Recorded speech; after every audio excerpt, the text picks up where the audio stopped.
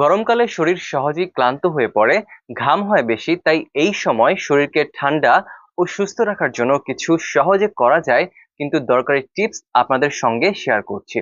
শরীর ঠান্ডা রাখতে তরমুজে অনেক পানি থাকে, এটি শরীর ঠান্ডা রাখে, হাইড্রেশন বাড়ায়। প্রতিদিন একবার তরমুজ খেতে পারেন। ক্লান্তি দূর করতে ডাবের পানিতে ইলেকট্রোলাইট থাকে, যা শরীরের শক্তি ফিরিয়ে আনে। দুপুরের দিকে 1 গ্লাস ডাবের পানি হলে ভালো হয়। হজম ঠিক রাখতে টক দই শরীর ঠান্ডা রাখে এবং হজমের জন্য খুবই ভালো। দুপুরে ভাতের সঙ্গে একটু টক দই খেলে পেটও ঠান্ডা থাকে। চুল ও ত্বকের যত্নে শসা শুধু খেতেই নয়, ত্বকেও লাগানো যায়।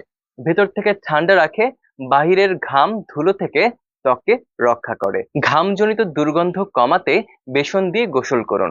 সাধারণ সাবানের বদলে সপ্তাহে 2 দিন বেসন দিয়ে গোসল করলে ঘামের গন্ধ অনেকটাই কমে যায় এবং ত্বকও পরিষ্কার থাকে। খাবার হালকা রাখুন।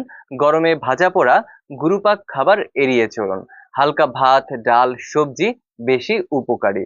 ফলমূল খান বেশি। তরমুজ, আম, জাম, আনারস এইসব গরমকালীন ফল শরীরকে ঠান্ডা ও সজীব রাখে। রোদ থেকে নিজেকে বাঁচান। বাইরে গেলে ছাতা ব্যবহার করুন। হালকা রঙের আর ঢিলেঢালা কাপড় পরুন। যতটা সম্ভব দুপুরে বিশ্রাম নিন, এতে শরীর ঠান্ডা থাকে, ক্লান্তি কেটে যায়। বেশি করে পানি খান। প্রতিদিন অন্তত 8 থেকে 10 গ্লাস পানি পান করুন। ঘাম হওয়ার কারণে শরীরে পানি কমে যায়, তাই একটু পরপর পানি পান করা খুবই জরুরি। একটু সচেতন হলে অনেক সমস্যায় এড়ানো যায়। খাবার আর শরীরের যত্নে নিয়ম মেনে চলুন।